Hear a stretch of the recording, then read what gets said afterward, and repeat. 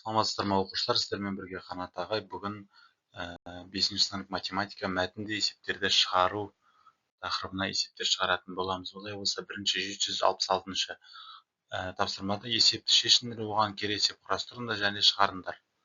Бағасы 660 теңге болатын дейді. 766 660 теңге болатын 2,5 килограмм,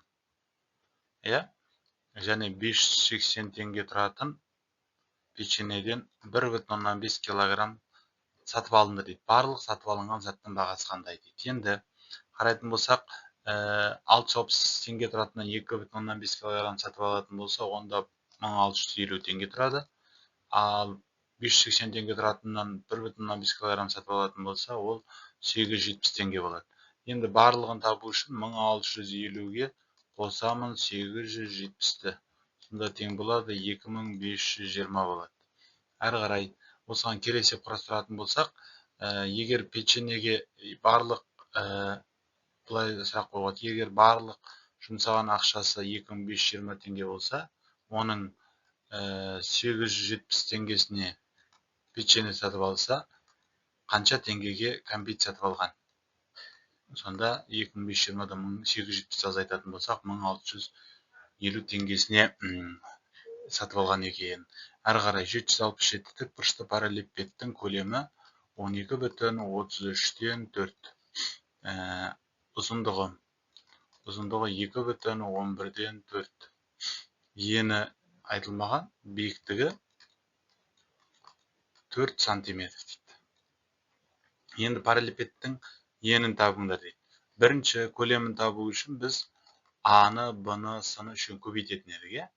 Енді бізге бұл жерде Б белгісіз. Сондықтан орындарына қойып шығатын болсақ, А көбейтемін 1-ден 11-ден көбейтеміз 2-ге 22, 26. Көбейтемін Б жоқ.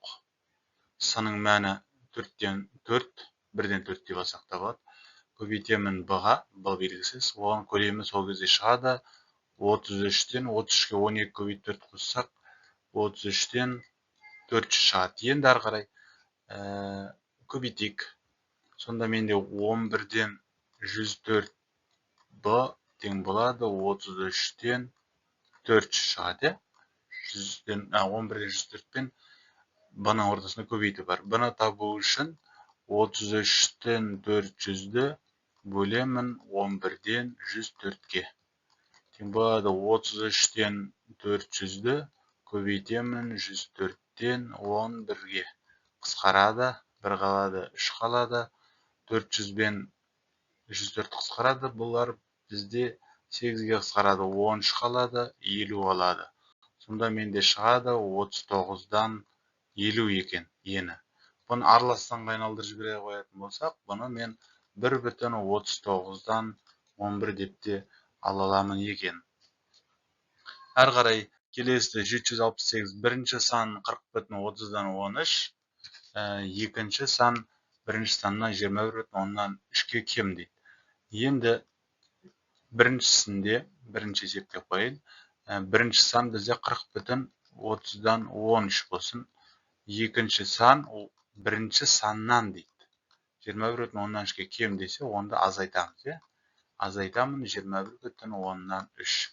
Тең болады 40-тан 21 алсақ 19, ортақ бөлім 31-ден келеді, 3-тен келеді, 13-тен азайтамын 9-ды. 19,30-дан 4 болмаса 19,15-тен 2-ке тең екен екінші сан.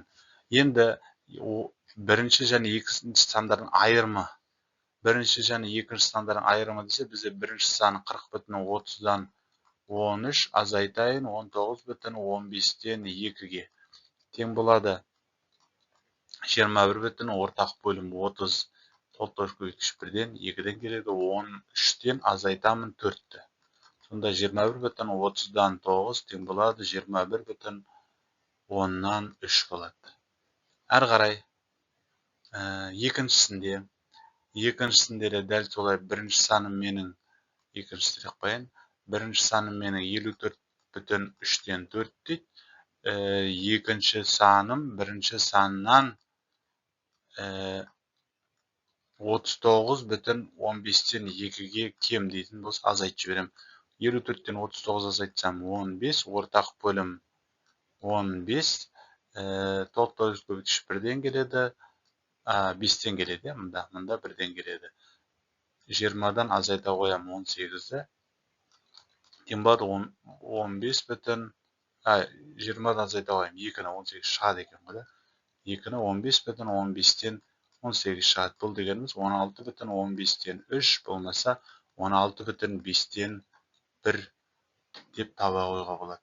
Әр қарай енді осы бірінші сан мен екінші санның қосындысы десе, менде бірінші саным 54,3-тен 4-ке қосамын 16,5-тен 1-ді. Тең болады 70, ортақ бөлім 15, мұнда 5-тен келеді, мұнда 3-тен келеді. 20-ға 3 қосам, 23 тең болады 71,15-тен 8 шығады екен екеуінің қосындысы. Енді келесі тапсырма 769. Ұлудың жылдамдығы 5 дециметр минутына дейді. Ол 6,4 сағатта ұлу қанша жол жүреді дейді.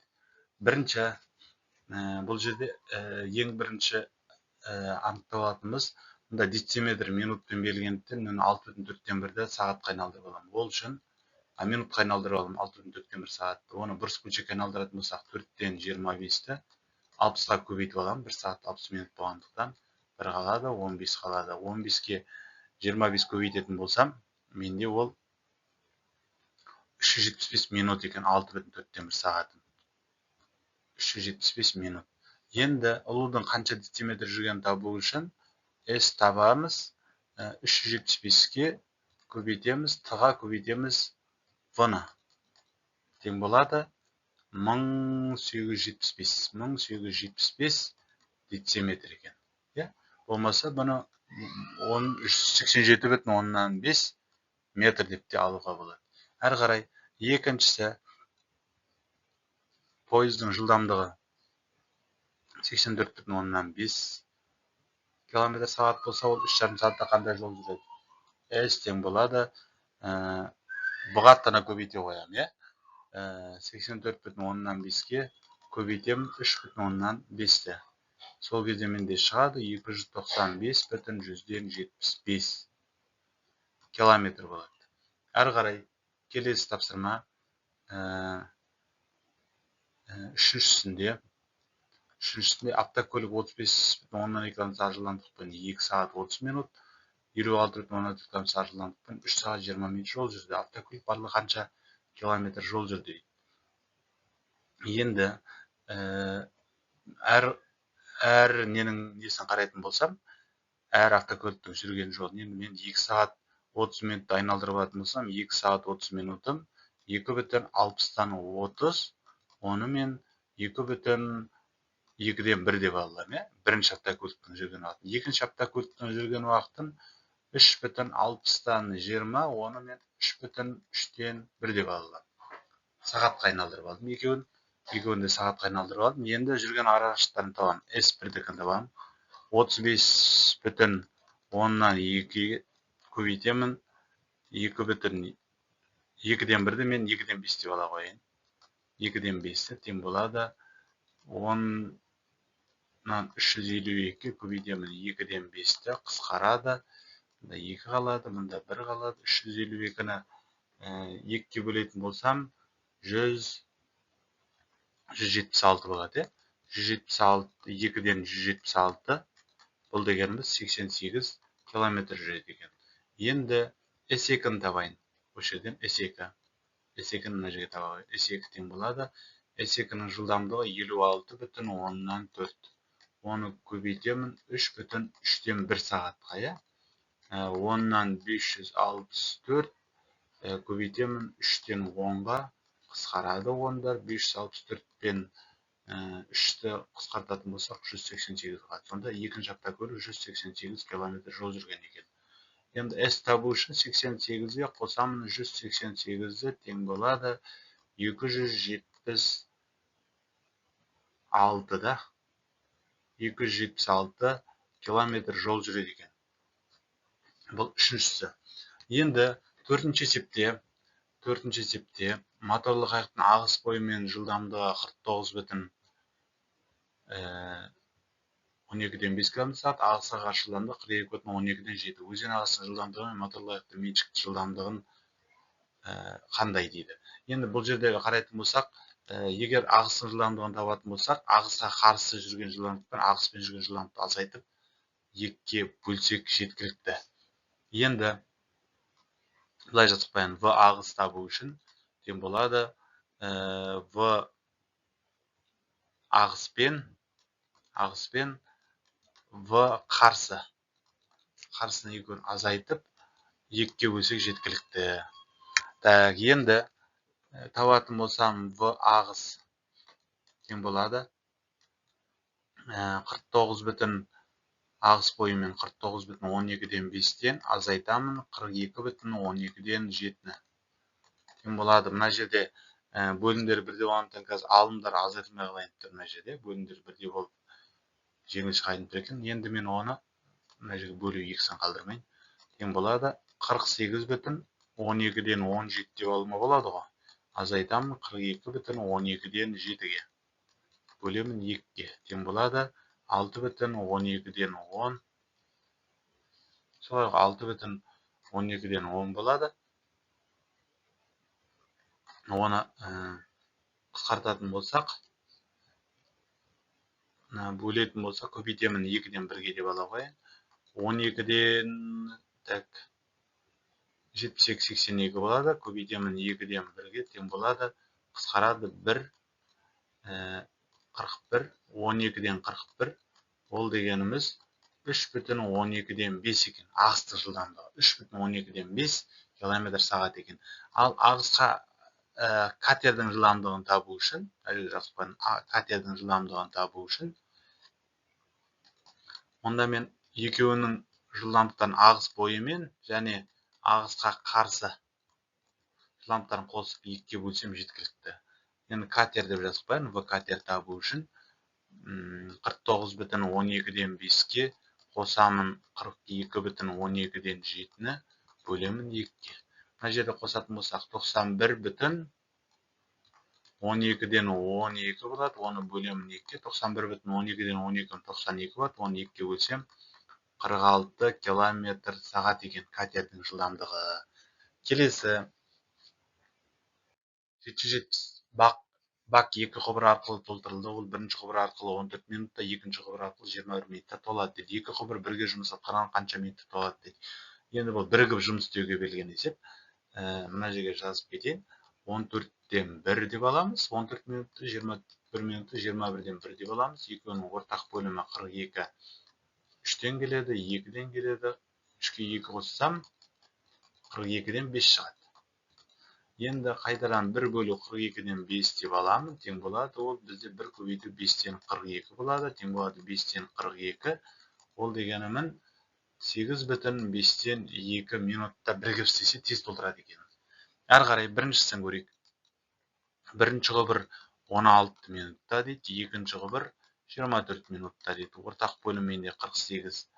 3-тен келеді, 2-ден келеді. 3-ке 2 қоссам 5. Тағы да қайтаран жаңағыдай аламын. Әрі қарай 1 бөлу 48-ден 5 деп тең болады 1 көбейту 5-тен 48 тең болады 5-тен 48. Ол деген 9,5-тен 3 болмаса 9,16 минут деп кетсек те болады. Әрі қарай келесі екіншісі бірінші құбыр арқылы 18 минутта, екінші құбыр арқылы 36 минутта.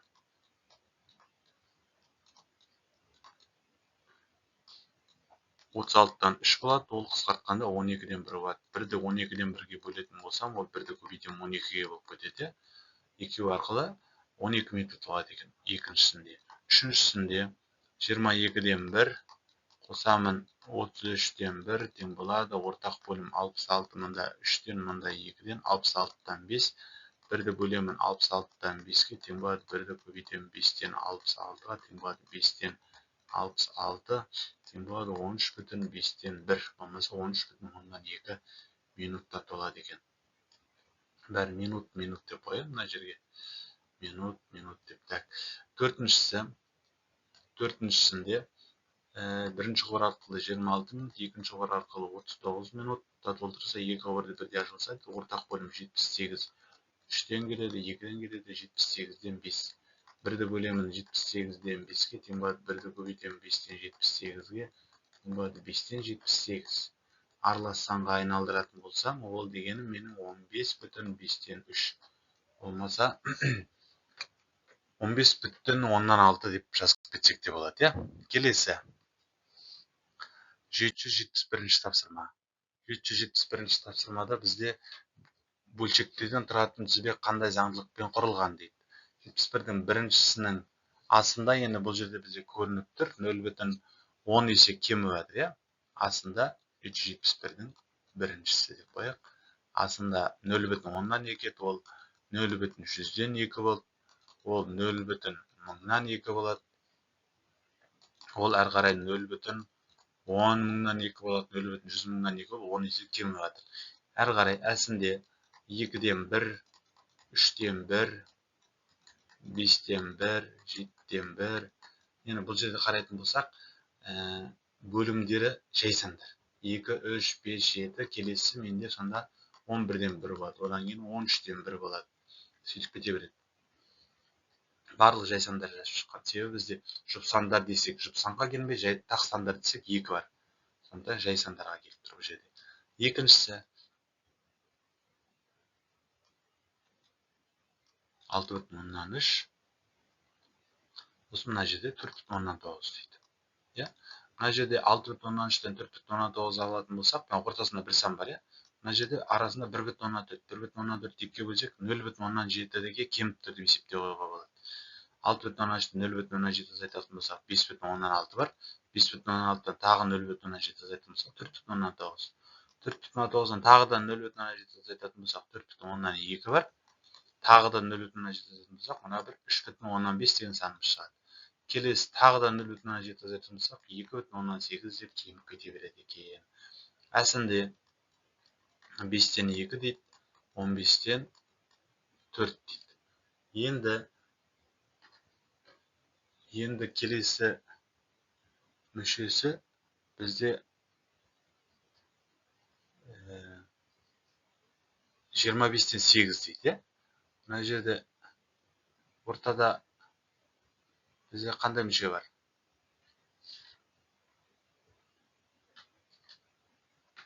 Бізде бұл жерде ортада қарайтын болсақ 5-тің еселіктері екен, бірақ мына жерде бізде 4 тұр. Мына жерде бізде 4 тұр. Мына жерде 25-тен 8. Мына жерде менше 30 или 35 болатын сияқты. Қателескен сияқты. Мына есептің қателігі бар бір. Жақсы. Келесі үшіншісінде алымдары бір таңбалы тақсандар, бөлімдері сәйкес алымдарынан 4-ке артық болатын бөлшектерден тұратын тізбекті жазыңдар. Бірінші тізбек қанша саннан құралған? Алымдары бір таңбалы тақсандар дейді. Алымдары бір таңбалы. 1, 3, 5, 7, 9 деп жазып алайық. Ал бөлімдер сәйкес алымдарынан 4-ке артық дейді. 1-ден 4-ке артық 5-тен 1, 3-тен 4-ке артық 7-тен 3, 5-тен 4-ке артық 9-дан 5. Тұратын тізбек жазында. 11-ден 7, 13-тен 9 болады екен. Тізбек осылай аяқталады. Әрі қарай келесі 772. Сату үшін әкелінген алмұрт 12,4-тен 3. Және ол шиеден 1,5-тен 2-ге артық. Апельсин алмұрт пен шиенің бірге алғандағы мөлшеріне тең дейді. Егер алмұрттан 11,9, ал шиеден 10,7 килограмм, апельсин 23,1 килограмм сатылса, қанша килограмм жеміс қалды дейді. Енді сату үшін әкелген алмұрт. Бірінші мен алмұрт деп қояйын. Алмұрт. Бұны 12,4-тен 3-ті мен 10-дық бөлшекке айналдырып алатын болсам, 12,175 екен.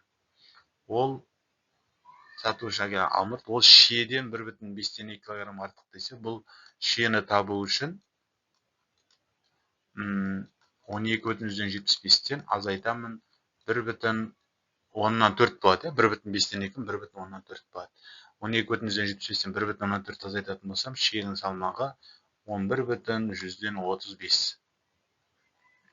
Әрі қарай, ал апельсин алмұрт пен шиенің бірге алғандағысының мөлшеріне тең дейді. Апельсин алмұрт пен шиенің алмұртымен 12,75, қосамын 11,35 килограмм шиені. Сонда шығады екеуінің қосындысы 23-24,1 килограмм екен. Үшеуінің салмақтарын тауып алдық. Енді егер алмұрттан дейді, алмұртым менің 12,75 қой. Азайтамын 11,9 сатылып кетсе, 12,75-тен 11,9 айтатын болсам 0,85 килограмм қалады. Егер шиеден 10,7 деді, 11,35-тен азайтсам 10,7-ні тең болады, 0,65 килограмм. Ал 24,1-ден 23,1 килограмм сатылып кетсе, 1 килограмм қалады екен. Осындай килограммда мөлшерлер қалады екен. Енді бізге сұрақ қанша килограмм жеміс қалды дейді. Үшеуін қоса қоятын болсақ, 0,85 қосу 0,65 қосу 1, үшеуін қоса қоятын болса, 2,5 килограмм жеміс қалады екен. Әрі қарай келесі. Егер ойлаған санды 1,5 есе арттырып шыққан көбейтіндінің мәнінен 91,5 санын азайтса, одан кейін айырымның мәнінен 3 есе кемітсе, онда 9,5 шығады. Ойлаған санды табыңдар дейді. Енді бірінші ойлаған санды x 1,5 есе арттырып десе көбейтемін. Шыққан көбейтіндінің мәнінен 91,5 санын азайтса дейді. Одан кейін айырымның мәнін 3 есе кемітсе дейді, есе кемітсе десе бөлу. Онда шығады 9,5. Бұдан әуелі x көбейті 1,5 азайтты 91,5 жазып аламда, 9,5-ті ең әуел 3-ке көбейтіп алам. X көбейті 1,5 азайтты 91,5 тең болады 28,5. X көбейті 1,5 тең болады 28,5 қосу 91,5. X көбейті 1,5 тең болады. Екеуін қосатын болсам, 119, 120 болады. 120 болады. X тең болады. 120-ны бөле қоям 1,5-ке. Бұдан X тең болады 80 шығады. Сонда ойлаған санымыз 80 екен. Енді екіншісінде, егер 39 санын ойлаған санға бөліп дейді, 39 санын бөлемін X-ке. Шыққан бөліндінің мәнін 13,2-ге арттырып дейді. Одан кейін қосындының мәнін десе 0,17-ге көбейтеміз. Онда 14,7 шығады дейді. Енді 3,9 бөлу x, 39 екен. 39 бөлу x қосу 13,2 тең болады. 14,7-ні ең әуелі 0,17-ге бөліп алам. Одан менде шығады 39 бөлу x қосу 13,2 тең болады 21 шығады екен. Әрі қарай 39 бөлу x тең болады 21-ден азайтамын 13,2-ні. 39 бөлу x тең болады 13,2-ні азайтсам, менде 7,8 шығады. X табу үшін 39-ды бөлемін 7,8-ге, x тең болады 5 шығады екен. Екінші ойлаған санымыз сонда біздің 5. Әрі қарай келесі 774-те өзен жылдамдығы 1,5 км сағат. Ол катердің тыныс судағы жылдамдығының 7/1 бөлігіне тең. Катер өзен ағысына қарсы 2 сағат 15 минутта, және өзен бойымен 3 сағат 25 минутта қанша километр жүріп өтеді дейді. Өзен ағысының жылдамдығы 1,5. Енді бұл жерде қарайтын болсақ, V ағыс десек, ол 1,5. V катердің тыныс судағы жылдамдығының 7/1 бөлігіне тең деп тұрса, бұл бөлігі бойынша сандауға 1,5-ті көбейте қоям 7/1-ге, бөле қоям. 1,5-ті көбейтсем 7-ге тең болады, сонда 10,5 екен. Катердің жылдамдығы тауып алдық 10,5. Енді бізде мына жерде уақыттар минут, сағат, минутпен берілді. Сондықтан Т1 2 сағат жаңағыдай 15 минутты 60-тан 15 қысқартатын болса 2,4-тен 1, ол деген 2,125 сағат деп алсам болады, иә. Әрі қарай Т2-ні табу үшін 3,60-тан 25. Иә, бұны мен 3,12-ден 5 деп алам екен. Енді жай бөлшекпен де жазуға болады, ондық бөлшекпен де жазуға болады. Оның ешқандай ештеңесі жоқ десе болады, айырмашылығы жоқ. Қанша километр жүріп өтті дейді. Катер өзен ағысына қарсы десе, катердің жылдамдығынан өзен ағысы жылдамдығын азайтпасам, бірінші S қарсыны табайын. Қарсы болса азайтам. 10,5-тен азайтам 1,5-ті, көбейтемін, уақыт 2,125-ге. Тең болады. 10,5-тен 1,5 азайтсам менде 9, оны 2,125-ге көбейтсем, болмаса 2,4-тен 1 деп те алса болады. Көбейтсем 20, 18, 20,125 болады, иә? 20,125 болады. Әрі қарай S ағыспен деген табатын болсам, ағыспен екеуін қосамын, 10,5-тен 5-ке қосамын, 1,5-ті көбейтемін 3,12-ден 5-ке. Тең болады 12 болады, көбейтемін, бір бөлшекке айналдырып жіберетін болсам, 12-ден 41-ге. Бір қалады, тең болады. Сонда ағыспен 41 километр жол жүреді. Қанша километр жол жүреді десе, енді екеуін қоса қоюға да болады. Барлығын табу үшін 41-ге 20,125-ті қосатын болсам, 61,125 километр жол шығады екен. Әрі қарай келесі, екіншісі, 2 жаяу адам бір пункттен бір мезгілде қарама-қарсы бағытта жолға шықты дейді. Бірінші жаяу адам жылдамдығы 4,3-тен 2 км/сағат, екіншісінде 4,4-тен 3. 2 сағат 24 минуттан кейін олардың арасы қашықтығы қандай болады дейді. Енді бұл жерде 2 бағытқа қарай жолға шықты деген, мына есепті өшіріп тастайын. 2 бағытқа қарай жолға шықты деген, бұл жерде былай. 2 жақ қарай кеткен. Бір точкіден 2 жақ қарай кеткен. Бір қаладан 2 бағытқа қарай жолға шыққан. Сонда бізде бұл жерде қарама-қарсы бағыт болатын болса, бізде жылдамдықтары қосылады. Соны ұмытпаймыз. 4-ші класстан оны білеміз. Бір бағытта қозғалыс, қарама-қарсы бағыттағы қозғалыс, қуып жету, кездесу деген түрлерін. Енді бізде біріншісінікі V1-дікі 4,3-тен 2, V2-нікі 4,4-тен 3. Енді Т-ны 2,60-тан 24 деп алайық. Оны қысқартатын болсақ, 2,12 бұл жерде 12-ге қысқарады, 5-тен 2. Енді екеуін қосамыз. S табу үшін екеуін арақашықтан қосамыз. 4,3-тен 2, 4,4-тен 3-ті қосатын болсам, оны көбейтемін 2,5-тен 2-ге. Тең болады 8, ортақ бөлім 12. Мұнда 4-тен келеді, мұнда 3-тен келеді. 8-ге 9 қоссам, 8,12-ден 17 болады. Оны көбейтемін 2,5-тен 2-ге. Мына 2 араластандыра бір бөлшекке айналдырып алатын болсам, менде шығады. Тең болады 12-ден 96, 113. Көбейтемін 5-тен 12-ге. Қысқарады 5-тен 113. Бұл дегенім менің 113, 22,5-тен 3 болады. 22,5-тен 3 км жол жүреді екен.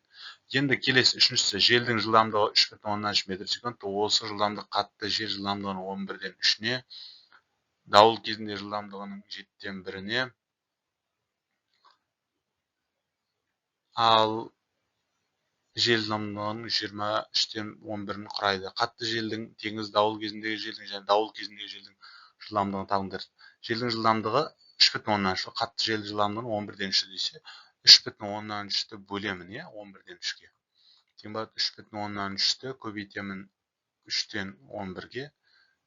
Енді бұл жерде былай қысқарта қойса да болады. 1,1. 1,1-ге 11-ге өтетін болсақ, 12,1 метр секунд екен. Қатты жел кезінің жылдамдығы. Ал әрі қарай екінші теңіз дауыл кезінде жел жылдамдығы 3,3-ті бөлемін 7-тен 1-ге тең болады, 3,3-ті көбейтемін 7-ге тең болады. Бұл кезде 23,1 метр секунд екен. Теңіз дауылы кезіндегі желдің жылдамдығы. Ал дауыл кезіндегі желдің жылдамдығы 3,3-ті бөлемін 23-тен 11-ге тең болады, 3,3-ті көбейтемін 11-ден 123-ге. Екеуінде 11-ге қысқартып жіберуге болады. Мұнда 1 қалдырып, мұнда 0,3 қалдырып, 0,3-ге 123-ті көбейтетін болсақ, 36,9 метр секунд екен. Қатты дауыл кезінде желдің жылдамдығы. Әрі қарай бізде 775 бөлшектерден тұратын тізбек қандай заңдылықпен құрылған дейді. Бұны қарайтын болсақ 1,5, 1,6. Мына жерде қарайтын болсақ 1,15-ге 1,6-тан қосатын болсақ, біріншісінің астында алдыңғы екі санның қосындысы 3,1-ді береді. 1,16, 3,1 қосатын болсақ 4,7 береді. 3,1-ге 4,7 қосатын болсақ 7,8 береді екен. 3,1, 4,7. Мына жерде қарайтын болсақ, мына жерде бізде алым 3 есе артып жатыр. Сонда менде алымы 189 болады. Бөлімі 4 есе артып жатыр. 28-ге 5 көбейт, 4 көбейтетін болсақ, 512-ден 189 да. Әрі қарай келесі екіншісінің астында 4,4, 8,18, 13,2 болып кетіп жатыр екен. Енді бұл жерде 4,4-ге артып жатыр. 4,4-ге артып жатыр. Қарайтын болсақ, мысалы, мына жерін 4,4, 4,4-ге 4,4 қоссам 8,18, оған 4,4 қоссам 13,2, оған 4,4 қоссам 17,6. Енді 17,6-ға тағы да 4,4 қоссам, мына заңдылықты мына жерге жазып кетейін. Екіншісінің асы ғой. 4,4, 8,8, 13,2, 4,4 қоссам 17,6, оған қосам 4,4-ті 22, оған қоссам 4,4, 26,4, оған қоссам 4,4, 30,8 болып шыға береді екен. Әрі қарай әсі 64, 32. Мына жерде сонда менде 16 бар, 16 бар. Бөлімінде алымында 3, 9,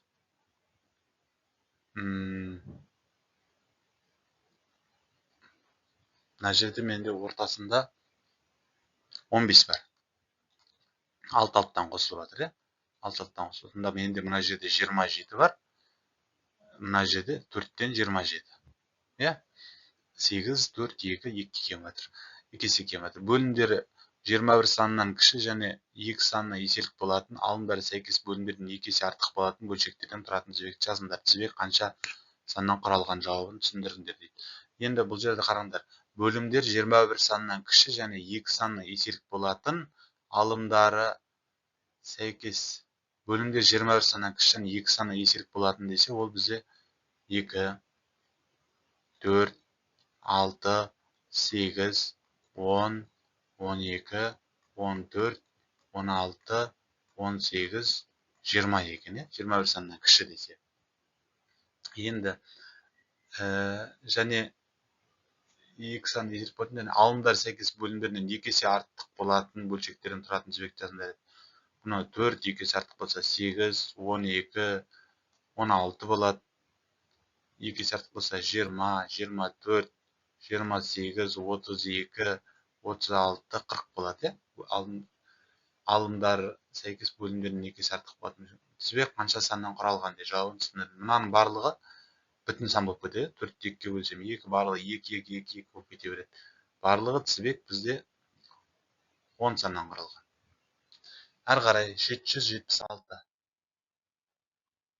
Егер тіктөртбұрыштың бір қабырғасы жайсан, екінші қабырғасы құрамасан, ауданы 8 см-ге тең, шаршының ауданына тең болса, онда тіктөртбұрыштың қабырғаларын табыңдар дейді. Енді бұл жерде айтып тұр, шаршының ауданы қабырғасы 8 сантиметрге тең. Түкпіртпіштің ауданы қабырғасы 8 сантиметрге тең, шаршының аудандарына тең болса дейді. Бұл деген шаршы болатын болса, оның қабырғасы 8-8-ден болатын болса, 8-8-ден ауданы оның 64 болады. 8-ге 8 көбейтсем. Ал мына бір жерде тіктөртпіштің, мына жерде тіктөртпіш салайын. Мына тіктөртпіш болсын. Бір қабырғасы жайсан, екінші қабырғасы құрама сан дейді. Енді бұл жерде 64 шығу үшін менде жай саны болатын болса, жай жұпсан болады, иә? 64 шықты мұнда. Жай жұпсан болса, бізде 2. Біз жалғыз жай жұпсан 2. Ал ұзындығы оның 64 шығу үшін, бұның да ауданы 64, 64 шығу үшін 64-ті бөле қоямын 2-ге, сонда менде бұның тіктөртпіштің қабырғалары 32 мен 2 екен. Ары қарай келесі екіншісінде А пунктінен Б пунктіне ары қашықтығы 13,8. Жолаушы А пунктінен шығып 4,6 сағат жылдамдықпен жүрді. 2 сағаттан кейін сол маршруттың екінші жолаушы жолға шығып Б пунктіне бірінші жолаушымен бір мезгілде келді дейді. Екінші жолаушының жылдамдығы қандай? Енді бұл жерде қарайтын болса 2 пункт. А пункт тек, мына жерде Б пункт тек. Бірінші жолаушы шығады да 1 сағат 2 сағат жүреді. 2 сағат жүреді, ол мына жерге дейін жүреді тек. Қанша жол жүрді сонда оған? Бірінші жолаушы. 2-ге көбейтем 4,6 қоя, оның жылдамдығы 9,2 км жол жүріп алған. Мына жерде 9,2 км жол жүріп алды. Енді ары қарай екінші жолаушы шығады.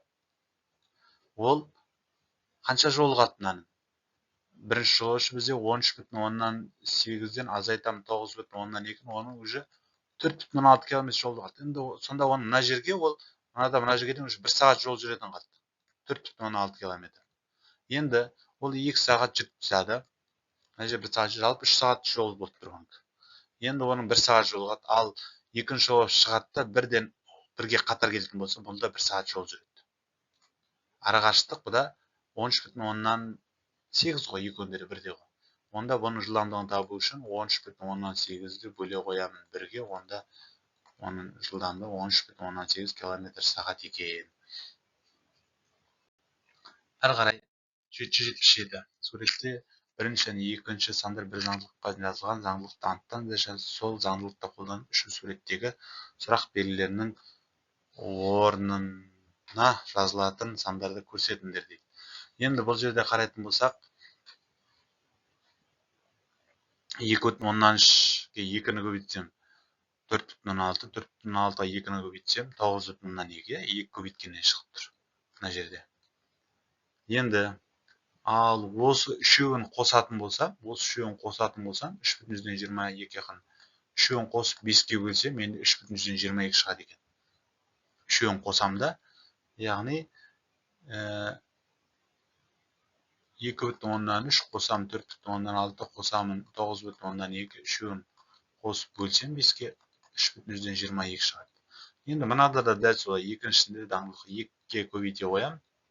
Мына жерде енді үшеуін қосып 5-ке бөлсем, 3,2 қосамын 6,4 қосамын 12,8 бөлсем 5-ке тең болады 4,48 шығады екен.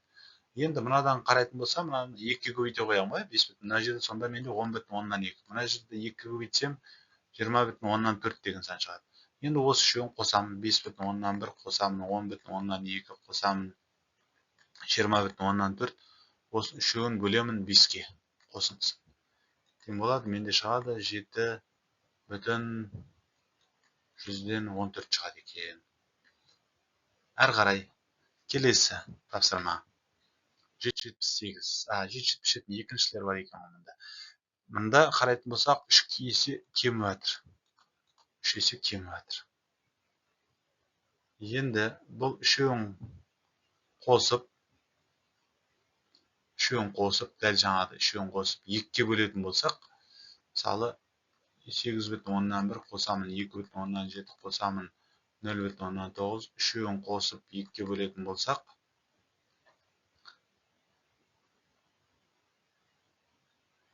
2-ке көбейтетін болсақ, 2-ке бөлсек кем көтер екен.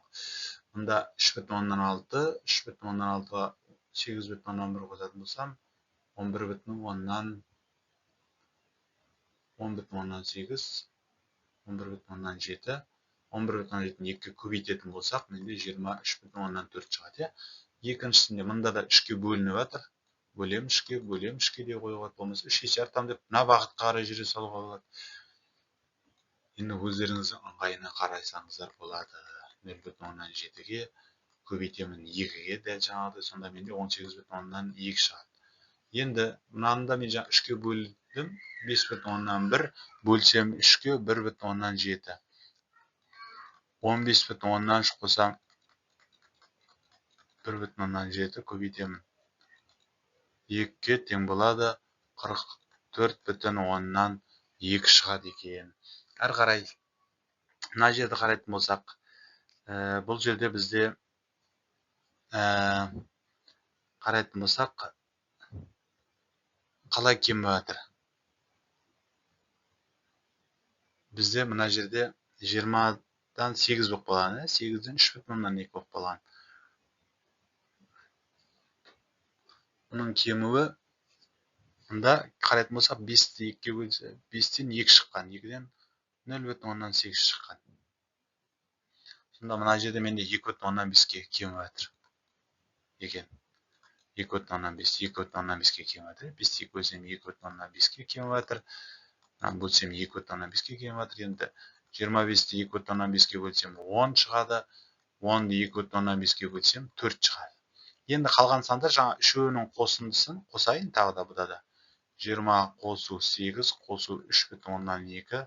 Осы үшеуінің қосындысы менде 28 31,2 шығады. Осы 10-ға бөле қойса менде 3,12. Келесісінде 5 қосу 2 қосу 0,8, үшеуінің 7,8. Осыны 10-ға бөле қойсам 0,78 шығады. Енді 25 қосу 10 қосу 4, бұл үшеуінің қосындысы 29, 39, оны 10-ға бөлсем 3,9 шығады екен сонда менде. Әрі қарай келесі 78. Екі тысқа су құйылған. Алдымен бірінші тыстағы судың 4/1 бөлігін, екінші тысқа, содан кейін екінші тыстағы судың мөлшері 1 болды алғашқыда. Содан кейін екінші тыстағы судың 3/1 бөлігін қайтадан бірінші тысқа құйса, тыстағы сулардың мөлшері 1 болды.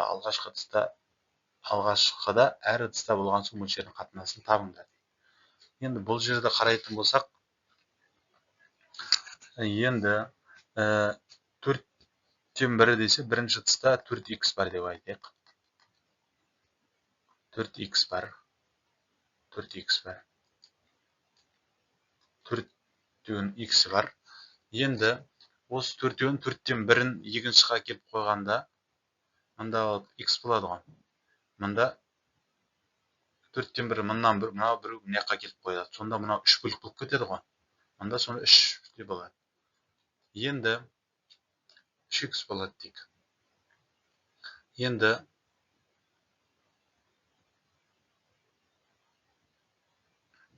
2 бөлік болып тұр мында. 2 бөлік болып тұр. Мынадан y болып тұрған. Енді x келіп қосқан кезде мынада y болады. Осы 3/1 бөлігін мынаған қайтадан 1 бөлігін әкелетін болсақ, мында 3x және 1y болады. 3х сонда 1y болады. Енді алғашқыда болған мөлшердің қатынасы дейді. Енді бұдан анықтайтын болсақ, мында 3х бар, мында 1y бар, мында 3y болып кетті. X-ін қойған кезде. Сонда басында бізде екінші тұста y және x болған болып тұр ғой. X болған болып тұр ғой. Және мына жаққа келіп тағы да x қосылған кезде, онау y-ге айналады. Екеуі тең болып тұрса, мына екеуіне қазір менде қалып тұр x, y. X, y болып қалып тұр. Сонда менде басында басынан бұрын мына y-ке мына y тең болатын болса, сонда менің 3x-ім 1y-ке тең болған. Енді бастапқыда басында қанша суға мынау мен мынау тең болса, мына y-ке мына y тең болады, иә? 3x-ім 1y-ке тең болады. Басында қанша су болды десе, мына x барды ғой. Басында 1y болған. Сосын 2x су болған. Себебі 1y-ім 3x-ім 1y-ке тең ғой. Сондықтан басында 1y болған, 2y болған, сосын 2x болған. Мына жаққа келіп 1x болған кезде, мына 3 болады да, бұл да y болып кетер, y болып кетеді. Сондықтан 2y, x су болған. Ал мына жақта ең басында 4 су болған, 4x су болған. Мынаған келгенде y-ке айналып кетті. Сонда енді жазатын болса, мында бірінші тұста 4 рет x су бар, екінші тұста мына y-ім x-тің 3-і дедік қой, 3, сосын мына y-імді x-тің 3-і. Иә, мына y-тер. Сосын мына 2 бөлік тұрған x бар. Барлығы мында 8, 6, 8x болған, су болған, мында 4x су болған. 8x суды 4x суға бөлетін болсақ, 2. Алғашқыда әр тұста болған суға қатынасындағындар 2 есе көп болған, 2 есе көп болған. Осы анықтаймыз. Сонда екінші тұстағы су бірінші тұстағы судан 2 есе көп. Осылай белгілеу арқылы анықтауға болады. Бірнеше әдістері бар. Осымен сабағымыз аяқталды. Сау болыңыздар.